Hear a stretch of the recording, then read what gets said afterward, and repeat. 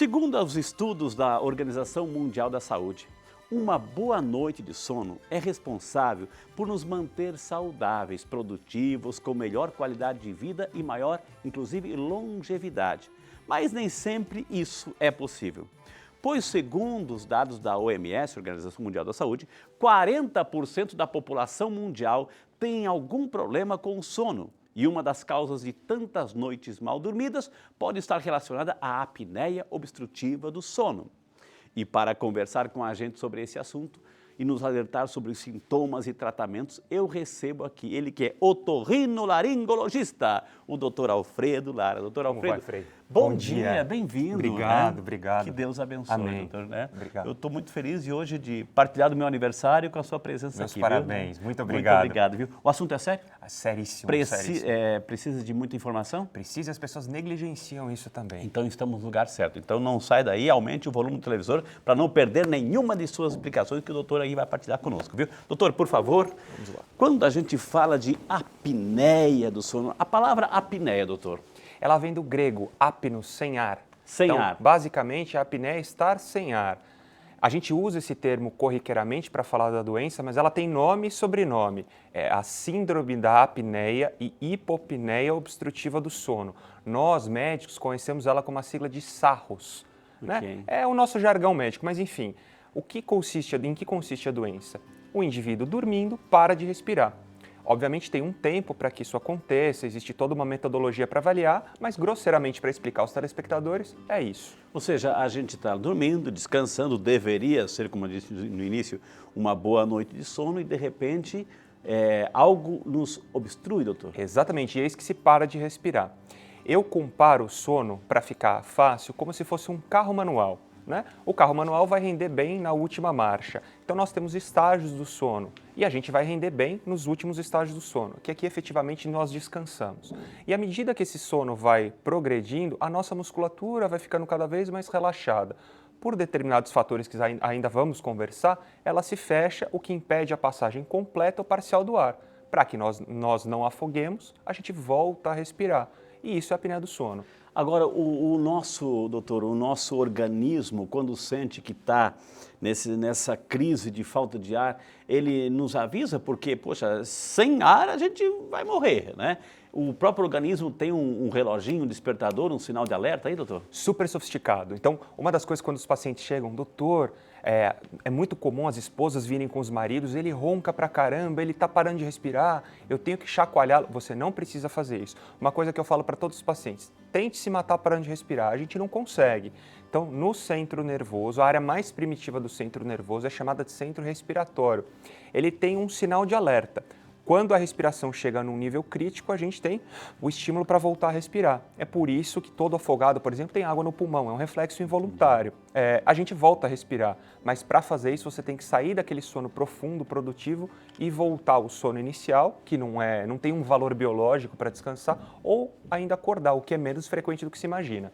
E quais são as consequências disso tudo, doutor? Ou seja, eu posso ter mais de uma apneia durante a minha noite de descanso, eu posso ter, de repente estou lá e dou aquele salto, aquele susto, aqueles espasmos, enfim, eu posso ter mais de uma por noite? Sim, a gente tem várias.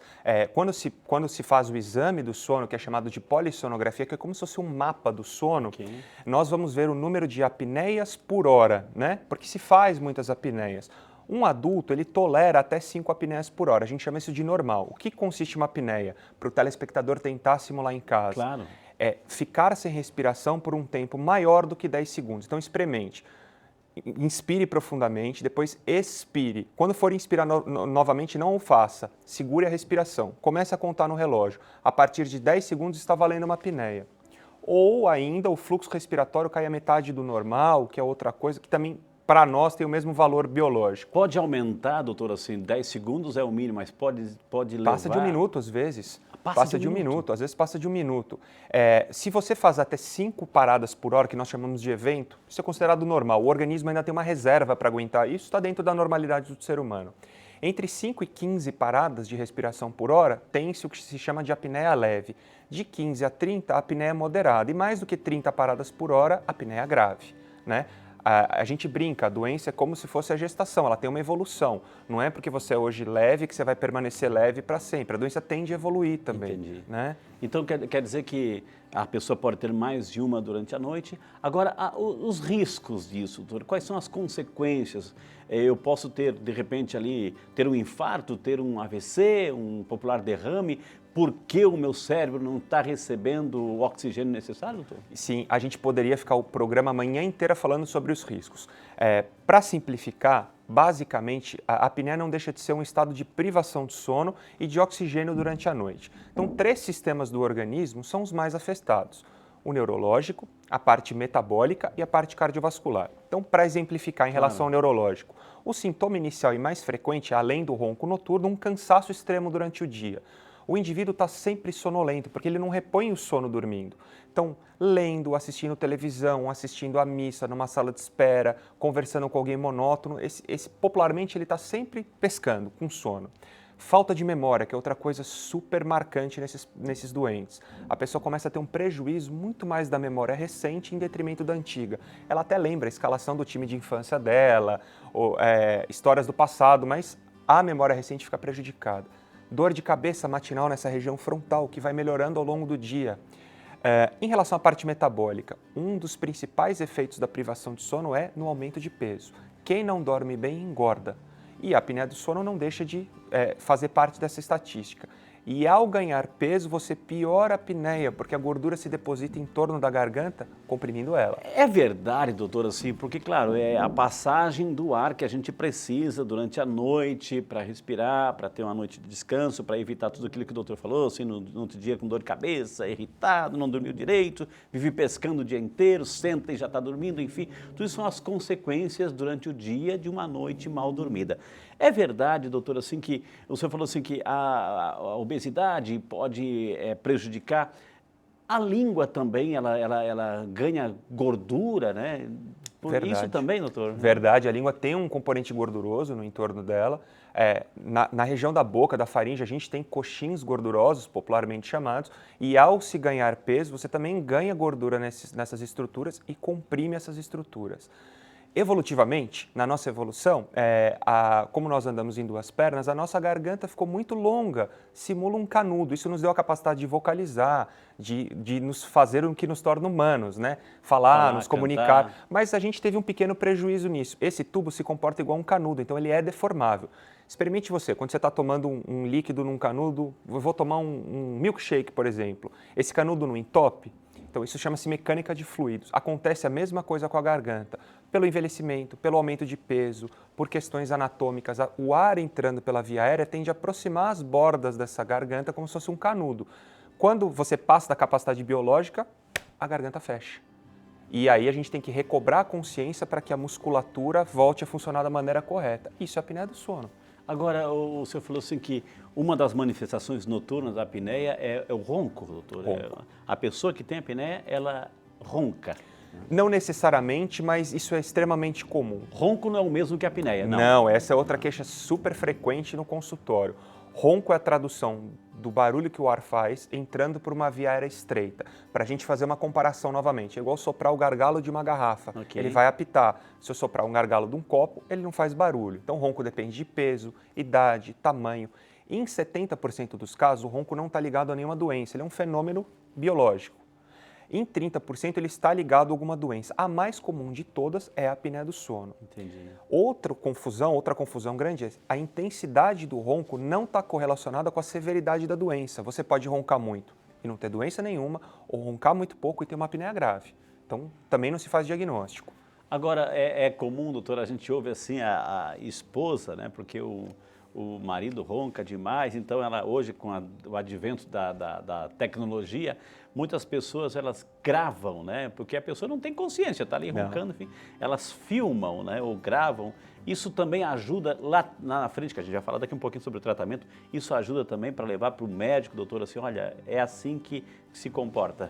Ajuda, mas como um sinal de alerta para o próprio paciente. Às vezes ele não tem consciência, existe essa mística daquela questão social, é o ronco, isso não quer dizer nada, e às vezes está mascarando uma doença importante. para vocês terem uma ideia, entre outras coisas que eu não falei, são as doenças cardiovasculares implicadas na apneia do sono. Por favor, doutor. Existe um aumento da pressão sanguínea por causa da doença, do risco de infarto, de derrame, de arritmia. A expectativa de vida de um apneico grave chega a ser reduzida em até 13 anos, dependendo dos estudos. Gente, você ouviu isso? Gente, uma pessoa que não trata, tem apneia e não trata, negligencia, etc., ou vai adiando, pode viver 13 anos a menos, é isso? Exatamente. Ela não vai morrer por causa da apneia do sono, ela morre de doenças correlacionadas à apneia do sono. Mas a sua qualidade de vida também vai ter vai para o espaço. Né, doutor? Eu uso muito esse exemplo no consultório, no meu dia a dia com os pacientes. Morrer, todos nós vamos, não é o fato da gente morrer mais cedo. A nossa qualidade de vida até essa morte precoce é muito ruim. E a gente desampara aquelas pessoas que nós amamos, tendo uma morte mais precoce também. E uma qualidade de vida muito ruim até lá. Uma pessoa, doutor, assim, que de repente tem, sei lá, uma obstrução nasal, tem algum outro tipo de complicação, tem um desvio de septo, etc., que tem sempre, isso também pode ser a motivação para o surgimento de uma apneia? Não. É engraçado, quando a gente fala em ronco, o ronco está correlacionado à obstrução nasal, nariz entupido. A apneia não. Eu brinco com os pacientes, você não vê naqueles filmes que se morre enforcado, você não vê ninguém obstruindo o nariz das pessoas, é sempre a garganta. Então, na apneia, o que importa para a gente é a garganta. Obviamente, esse paciente tem uma via aérea obstruída como um todo. Ela deve ser levada em conta, a parte nasal tem que ser levada em conta, mas ela não é responsável direto pela doença apneia obstrutiva do sono, mas para o ronco. O senhor trouxe algumas imagens, eu vou convidar o senhor aqui, dá licença aqui, a gente vai mostrar algumas imagens que o doutor Alfredo trouxe. Então aí, doutor, né? Aí nós temos o exemplo clássico, é isso? Esse é o modelo da apneia. Então, o indivíduo dormindo, quando a gente dorme, a gente vai aprofundando o sono. Por uma questão biológica, a musculatura vai ficando paralisada. Porque relaxa, né? Relaxa, relaxa, não está usando, não está falando, não está cantando, não está gritando. Então, quando à noite, ela tende à gravidade. Isso. No sono, quem tem que funcionar é o cérebro, ele tem que fazer a faxina geral. Então, ele fica em alta atividade nesse sono produtivo e a musculatura paralisada. O que acontece? Aquele exemplo do canudo que eu usei. A pressão de ar continuamente vai fazer essa via aérea se aproximar. O ar vai passar por aqui. Passa atrás do nariz e na língua. Note, como o senhor bem falou, Frei, que a língua é o principal obstáculo dessa via aérea. Então, a língua, as pessoas grande, não sabem. É um músculo grande aqui. Ela é como se fosse uma onda, ela dá a volta e está presa no osso da mandíbula. Então, quando você dorme, a base da língua desaba para essa região e obstrui essa região. O ar não consegue passar. Se você ficar mais do que 10 segundos sem oxigênio, começam aqueles sinais de alerta do centro respiratório. Estamos parando. Respira fundo. Para fazer isso, você tem que sair desse sono profundo e voltar para o inicial. Desculpe a pergunta, doutor, assim, eu vou ter que fazer, mas já aconteceu, né, isso repetidas vezes durante a noite, que a pessoa não voltou mais? Já. Já tem casos assim, doutor? Tem. Existem casos, pessoas que morreram dormindo, tiveram um infarto, tiveram um derrame.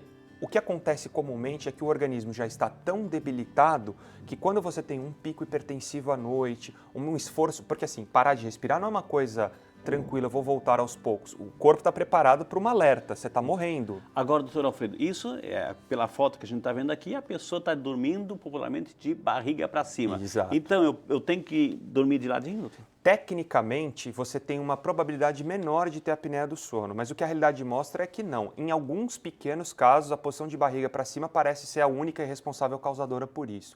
Mas na grande maioria das vezes, esses pacientes vão ter apneia em qualquer posição. Independente? Independente disso. Só. Aqui, doutor, passaram mais fotos aqui. Passando mais fotos novamente, isso aqui mostrando a via aérea normal, naquela posição deitada, então a arcada dentária com a língua. Para a gente entender, então aqui a boca está onde? A boca está aqui em cima, tá aberta, como se a gente tivesse passado uma lâmina. Aqui nós Tá. estamos vendo a face cortada pelo meio. Aqui em Ok. cima a gente tem o nariz, olha como internamente o nariz é grande, então o ar vai passar pelo nariz, vai passar pela boca, mas ele se estrangula nessa região. Aí que está o que eu falei, por que o nariz não é tão importante? Se eu tenho um bloqueio aqui, o ar tem que continuar passando Exato, por aqui. né? Então, é nessa região. Então, a epiglote, essa cartilagem que fecha a entrada da comida do esôfago para o ar passar. Claro. Então, quando a língua, toda a musculatura, esse tubo a gente chama de faringe. A faringe e a língua são responsáveis pela apneia do sono. Elas se relaxam e obstruem a passagem, como a gente mostra aqui. Agora, aqui está A obstruído. via aérea obstruída. Ó. Veja as setas de ar, Ok. o ar não consegue circular. Então, tanto pela boca quanto pelo nariz, a via comum está É obstruída. nesse momento que o cérebro vai dizer assim, epa, cuidado, Exato. acorda, a pressão acorda. sanguínea sobe, porque o corpo te prepara para uma situação de catástrofe. Tá. Então a pressão sanguínea sobe, os batimentos se aceleram. E como o ar não está entrando, o que o coração pensa? Quem distribui o oxigênio para o sangue, para as células, na verdade, é o sangue. Ele passa no pulmão. Claro. Então, o que o coração vai fazer? Trabalha mais acelerado, como um dia de trânsito pesado, para fazer aquela circulação ser acelerada, otimizada. Isso leva a uma hipertensão. Isso é doença de gente grande ou criança, adolescente também pode ter? Também tem. E em criança pequena é até mais precoce. A gente falou que em adultos são até 5 paradas por hora. Na criança, uma parada já é considerada apneia do sono. Ela é mais frequente à medida que a gente envelhece, ela é mais frequente no sexo masculino, mas as crianças também têm. Existe, por exemplo, assim, vou lá para outra ponta, uma pessoa que entrou na menopausa, isso prejudica ou tem algumas observações? Tem tudo a ver, é uma pergunta super interessante. À medida que a mulher envelhece e entra na menopausa, ela tende a se aproximar mais do homem. A musculatura da mulher ela é mais elástica, porque elas têm que dar luz. Então, por ação hormonal, ela estica melhor. Se a gente pensar naquela lógica do canudo da garganta, é um canudo que estica mais. Então, a mulher tem menos apneia do que o homem na idade reprodutiva. À medida que ela entra na menopausa, ela tende a se igualar ao homem. Mesmo uma gestante, doutor? Mesmo uma gestante. Pessoas obesas com sobrepeso têm uma probabilidade maior de ter apneia do sono também, mas se você comparar única e exclusivamente uma mulher com um homem, estatisticamente o homem tem mais apneia do que a mulher. Eu vejo que o senhor insistiu bastante a questão da obesidade, a gente entende porque é gordura, de repente a pessoa, até a pessoa que está engordando, o rosto fica mais redondinho, enfim, e todos os órgãos começam a acumular gordura, inclusive a língua, e a gente viu por quê, né? Porque é importante também cuidar do peso, né? Ter esse controle. Mas é só obesidade, doutor? Não. A obesidade está presente em 2/3 dos casos. Ela funciona como causa e consequência. É uma doença de múltiplos fatores. As causas mais importantes: sobrepeso, genética, as alterações que a gente chama de alterações dentofaciais. Então, falta de queixo, falta de mandíbula, de maxila, todas essas arcadas dentárias comprometidas, ou queixo muito para frente ou muito para trás, também existe uma alteração na posição da língua e da faringe. E entre outras causas, doenças genéticas, coisas que não vale nem a pena citar aqui, que são mais raridades. Mas a obesidade, o sexo masculino e as deformidades dentofaciais, que são muito mais comuns do que se imaginam. Então, aquela pessoa que tem que usar aparelho, que a língua não encaixa direito, que tem o rosto um pouquinho achatado, orientais, com pescoço largo, tem uma probabilidade maior de ter essa doença. Porque a pessoa já tem essa tendência e, de repente, à noite exagera um pouquinho na alimentação. Também contribui, doutor? Também. A doença do refluxo também contribui para isso, porque o conteúdo do gástrico volta para a garganta, provoca uma reação inflamatória, uma inflamação que lá vai inchar e vai obstruir ainda mais. Então, também, álcool é outra coisa super importante. Isso, por favor, doutor. O álcool, ele é um potente relaxante muscular da musculatura da via aérea superior. Portanto, relaxa mais ainda. Tanto que a gente lê história em quadrinho, às vezes você vê o sujeito que dormiu e bebeu sempre ronca nas histórias em quadrinho, nos filmes, por causa disso. Até quem não tem doença passa a apresentar sintomas disso. O senhor citou álcool, eu vou colocar mais um ingrediente aí, um cigarrinho. Também é péssimo. Também, não tanto quanto o álcool, mas também atua na inflamação das vias aéreas superiores crônica. Então, um cigarro é muito ruim e você aumenta ainda mais o risco cardiovascular, de infarto, de derrame, de pressão alta. Ele não se soma com a apneia do sono, ele se multiplica. Então, esse indivíduo morre de doença cardíaca, cardiovascular, um pouco mais para frente. Eu fico visualizando o que o senhor está falando, assim, doutor, assim, eu já construí aqui um tripé, que é um tratamento clínico, comportamental e cirúrgico. Eu já estou vendo isso aí, né? Então, Exato. que é o tratamento. Agora, do comportamental, o senhor falou assim, mudar os hábitos de vida, perder peso? Higiene do sono, que a gente fala. Então, procurar ter rotina, dormir no mesmo horário, fazer refeições leves. A gente recomenda para os pacientes não comer e deitar logo depois. Pelo menos 2 horas entre a última refeição e o deitar. E alimentação leve, não pesada. Então, às vezes você tem uma festa, vai comer um churrasco à noite, pode perceber, você não tem uma noite tranquila. Então, alimentação leve. Levantar a cabeceira da cama é válido também. Então, 20 centímetros mais ou menos de altura da cabeceira em relação à perna. Posição lateral, como o senhor tinha falado, também ela auxilia. Esses hábitos são positivos, tem evidências na melhora do padrão do sono. E vamos continuar o nosso bate-papo. Doutor Alfredo, por favor, entre em nossa salinha aqui. O assunto de hoje, então, para quem está chegando agora, doutor, assim, vamos fazer um resumo até agora. O que é a apneia? Então, a apneia é a parada da respiração total ou completa por um tempo maior do que 10 segundos. Para que o indivíduo não afogue, ele volta a respirar. Okay. Então, ele corta, sai do sono profundo e volta para o sono inicial. É mais comum nos homens? Mais comum nos homens, mais comum nos obesos e mais comum com o avançar da idade. Então, quanto mais velho ficamos, mais frequente se torna a apneia do sono. Os perigos? Perigos. queda de produtividade, cefaleia, aumento de peso e o risco cardiovascular, infarto, derrame, pressão alta, arritmia. Mas uma grande boa notícia que a gente quer partilhar, tem tratamento, graças a Deus. A medicina está evoluindo cada vez mais, gente. E tem tratamento, o doutor vai começar a falar quais são, assim, os primeiros tratamentos, doutor. Tratamentos existem. Emagrecer. Emagrecer é importante, mas não é o único. Na verdade, o que a gente chama de padrão ouro, o melhor tratamento possível ainda é o CPAP, que é uma sigla para pressão aérea positiva em inglês. Na verdade, Ok. o que é? Usando a analogia do canudo. Quando você está tomando um canudo de milkshake, ele entope. Você não tem que tirar, soprar e voltar a tomar? O CPAP faz exatamente isso. Então, é um compressor que injeta ar na via Ele aérea. empurra o ar, doutor. Ele empurra o ar, garganta abaixo, goela abaixo. Goela abaixo. E não deixa, então, a musculatura relaxar. Exato. Mais ou menos Ele é esse é um o princípio. compressor, exatamente, é uma válvula pneumática. Né? O CPAP, na teoria, é muito legal, é bom. Temos fotos, diretor? Temos fotos aqui. Agora, doutor, enquanto a gente acha foto, o senhor falou assim, obesidade, enfim. Uma pessoa magra pode ter apneia ou não? Claro que pode. Então não é só de obeso. Não, ou seja, imagina. O sobrepeso tem um aumento de Claro. risco, pelo que a gente já conversou, mas de maneira nenhuma. Para sinal de alerta, pessoas que roncam e têm um cansaço noturno, um cansaço diurno, perdão, excessivo, vale a pena procurar um otorrinolaringologista. Mas as mulheres também, sempre elas, e algumas pessoas tendem a ter uma reserva metabólica maior. O que é isso? Elas não sentem tanto sono. Então, o que a gente orienta os pacientes? Roncou, procure um médico e algo pode estar errado. entendi. Então, Tá? esposa, né? Grave, filme, leve lá. Exato. Leva ele junto, tá? O que é isso aqui, doutor? Isso Parece aqui assim, um microfone. Eu tenho um monte de microfone aqui no parece cinto aí. microfone. Essa é uma das modalidades de diagnóstico. Então, o diagnóstico é feito através de um exame chamado polissonografia, que é um estudo do sono. Ele tem algumas versões. Você tem a versão laboratorial, em que o indivíduo passa a noite num laboratório do sono. Ele tem que ir, passar... Ele pernoita lá e são vistos vários parâmetros. Se ele mexe as pernas, se ele mexe o abdômen, como é o sono dele, entre outras questões, como ele respira à noite.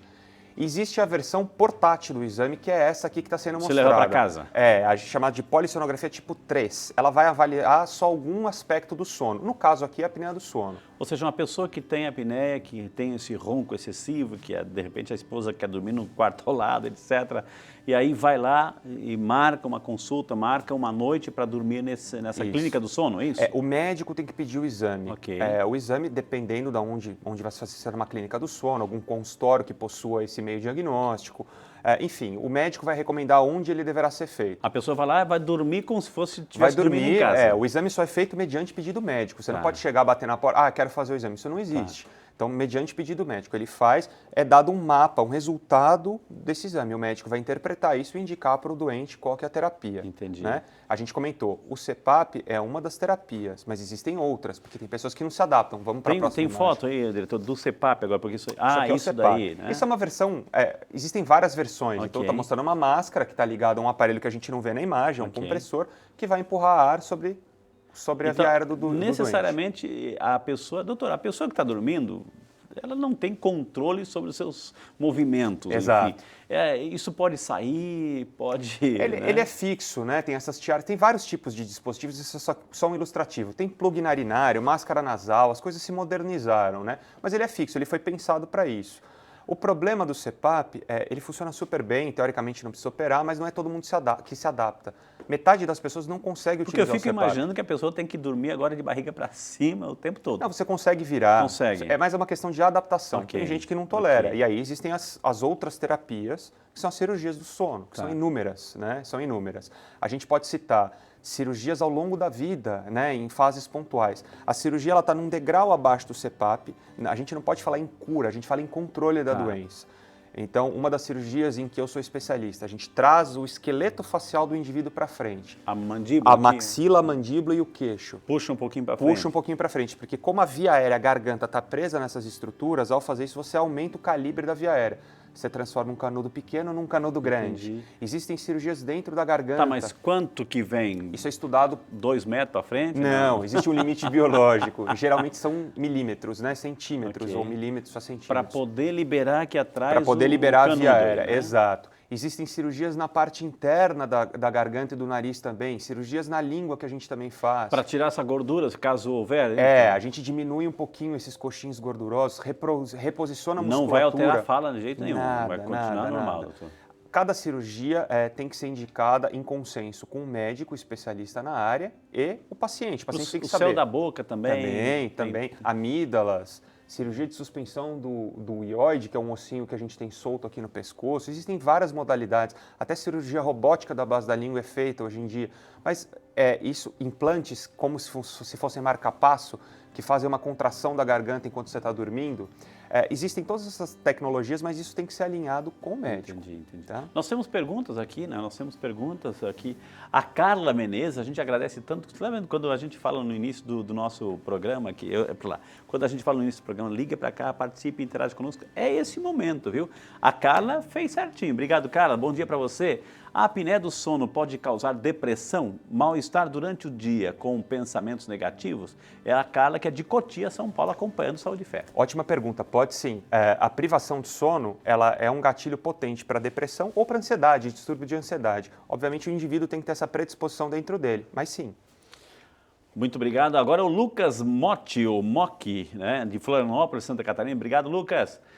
Fui diagnosticado com apneia, hipopneia, com índice de 9,6 por hora.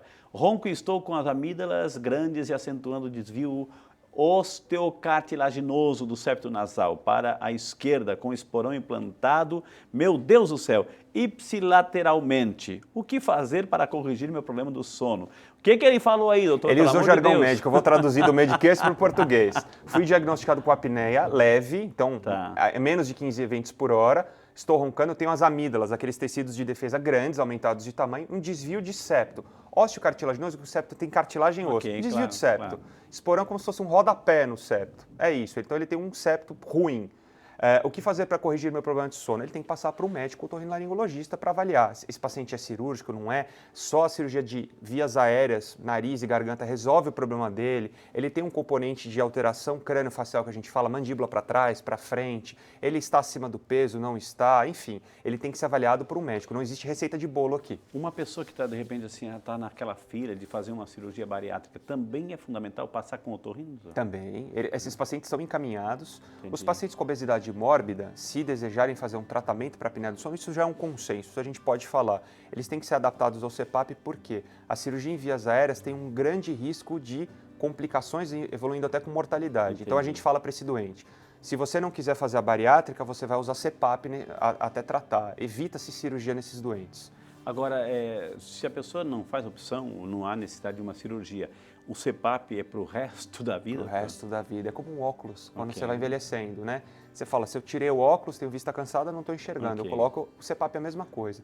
O que a Academia Americana de Sono, que é quem dita as normas aí para a gente, as diretrizes para nós seguirmos, que o indivíduo que está usando o CPAP deve utilizá-lo por pelo menos 6 horas de sono em 70% das noites dormidas ao resto da vida. Agora, doutora, eu estava lendo uma matéria e eu achei muito feliz, tomara que isso se expanda para o Brasil inteiro. É verdade que, em muitos casos, o Sistema Único de Saúde oferece esse equipamento, doutor?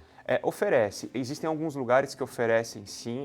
Não sei como estão as políticas de saúde hoje em dia, mas já se trabalhou dessa forma. Entendi. O diagnóstico é de obrigação do Estado, né? Fazer o diagnóstico e oferecer o tratamento para aqueles que não têm recursos. Doutor, então, para quem está agora nos acompanhando, aquela mensagem para poder, assim, se precaver, evitar e, acima de tudo, dormir bem para evitar essa apneia do sono? Então, em primeiro lugar, manter o peso, fazer atividade física, ter uma boa noite de sono com rotina, horário para levantar, horário para acordar e principalmente não negligenciar o ronco, não ficar fazendo graça, né? Procure um médico em caso de ronco e sintomas de cansaço excessivo durante o dia.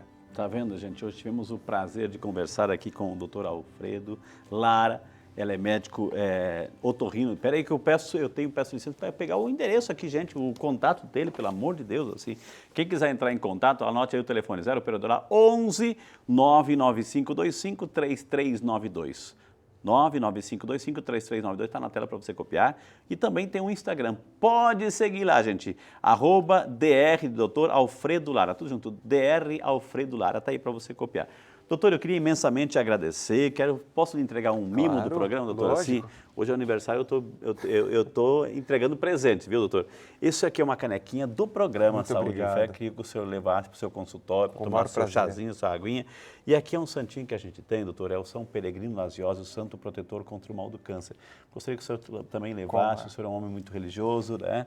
Sim. E podemos, assim, esperar uma outra visita sua aqui no programa? Claro, sempre que me chamarem estarei presente. Muito obrigado, doutor. Que Um Deus prazer, abençoe. amém. Parabéns. A gente Muito aprendeu obrigado. muito com o senhor Muito aqui hoje, obrigado. né? Obrigado, viu, doutor? Obrigado. Que maravilha, a gente